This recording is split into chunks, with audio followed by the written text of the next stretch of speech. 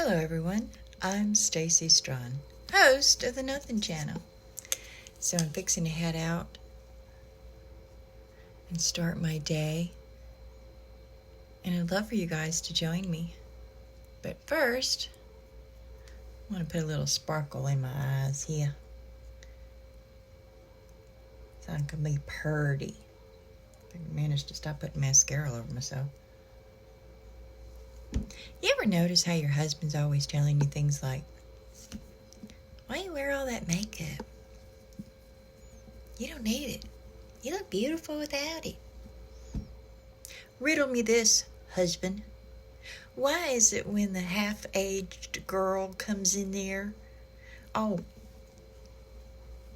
slathered up with makeup, your eyes start rolling in the back of your head and you start drooling? How come it's okay when she wears makeup? Yeah, I'm on to you. You're just trying to keep me homely so you can keep me at home. You ain't fooling nobody. My husband done gave up. Yeah, he buys me makeup now. He says, like, my wife's going to be sparkly. It's just going to happen. Just like when you bass fishing, you dip that little worm in the water and the bass is like, meh. Put a little sparkle in that worm and see what happens. Men are pretty much the same. Okay, as you can see, I still have gourds popping up here. Still no activity with these others, so I don't know if I'm going to take. This is holding humidity pretty good in here. So I decided to forego the other seed that I had going because they were just drying out too much. I got this container that was once a candy holder, but it's pretty much the same concept. I'm using the same type of soil, and I got some more loofahs planted in here, being they hadn't come up yet. So I'm going to try this and see if holding moisture will help the loofahs germinate faster.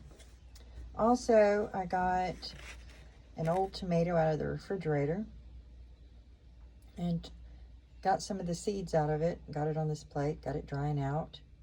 We'll see if we can germinate some tomatoes from a store-bought tomato. That's going to be a fun experiment. Got my handy-dandy spray bottle because I got to go to the garden. And I got a few more beans, and I have no idea what that is, but I'm going to put it in the garden anyway. And then I get started on my next project. So come along with me.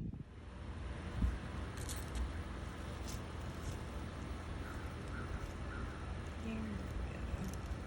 As you can see, there's 3 eggs that's now been laid in here. Go back a little. Let me be more clear. There we go. So it is a full-on nest.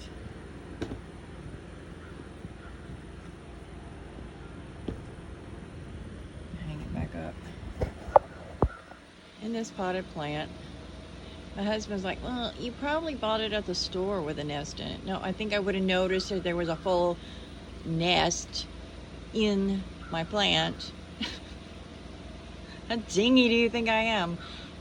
And now there's eggs in it, so unless the bird followed me home, pretty sure it made the nest here. So whether or not this will keep, I don't know. I don't know if she'll be back.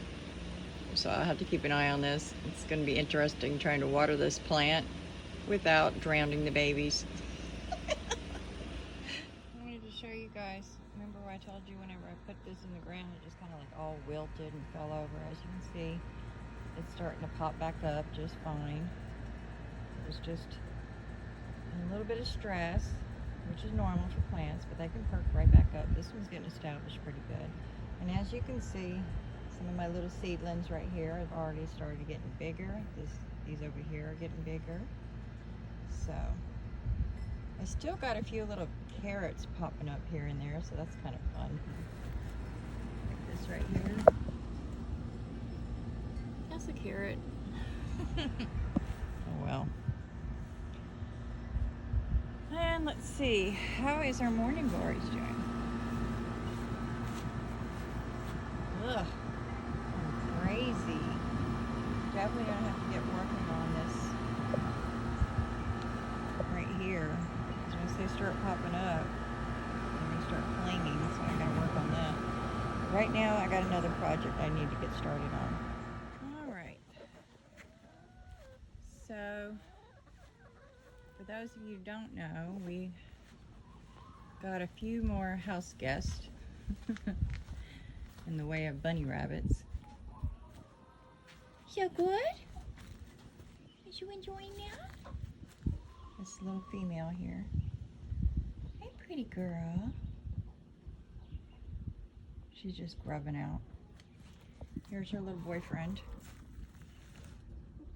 What's up, man? How's it going? Enjoying the shade? And let's see.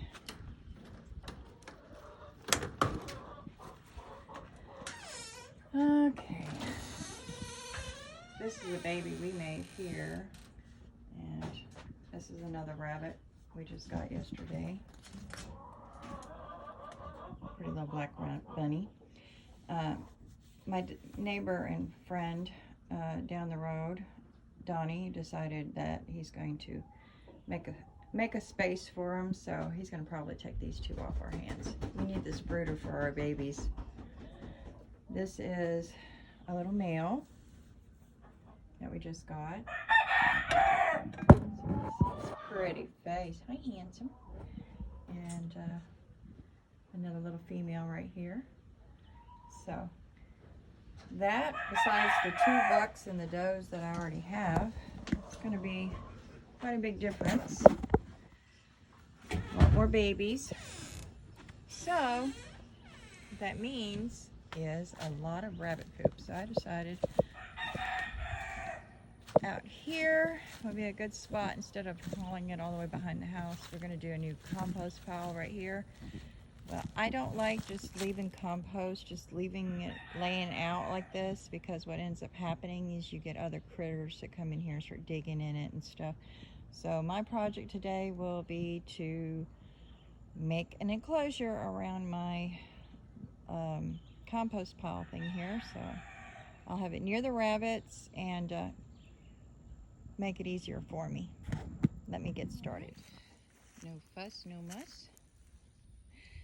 I had some leftover fencing from some old projects. I'd always hold on to it just in case I need it for something, little pieces here and there.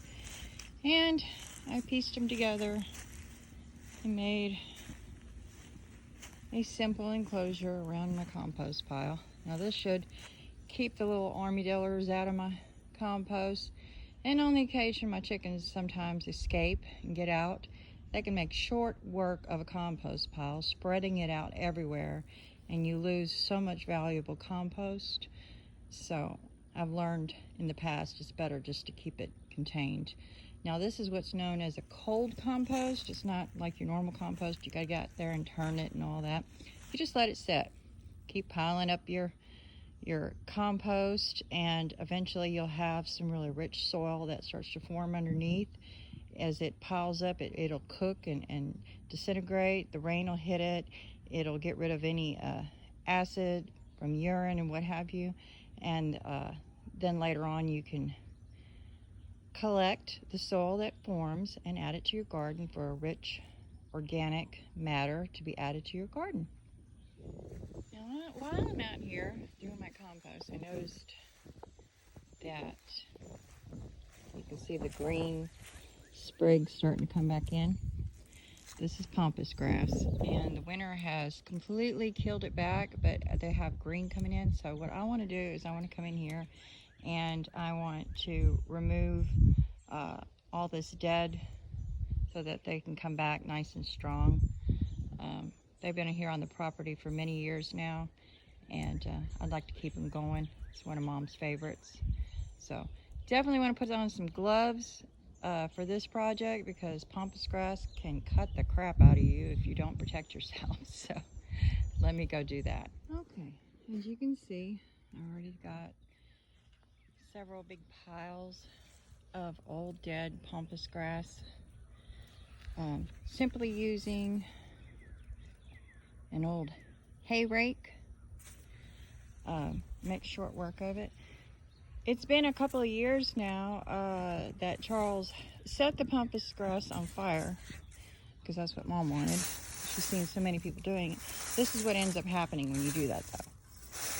You see how it's just, this is old burnout. All this is dead now. Just piled up dead pampas grass. All this has to be removed. And it's taken a couple of years for it to even get grown back. That's why I don't care to burn pampas grass, and I ask them to stop. It's just now making a comeback. All this old debris has to be cleared out, but as you can see, there is green pampas grass underneath once it's cleared out. And once I remove all this old debris, old leaves and whatnot, I believe that this is going to come back a lot better. So you can burn it if you want, but I wouldn't recommend it. Okay, well, I got a good bit of it cleared out, but as it's reaching the hottest part of the day, temperatures are quickly rising. Time for me to head inside to cooler temperatures. Later on, I can take the old pampas grass and add it to my compost. It'll make better use of it than just letting it sit on a plant. Work never ends here on the farm, but I love it. What are you doing in your neck of the woods?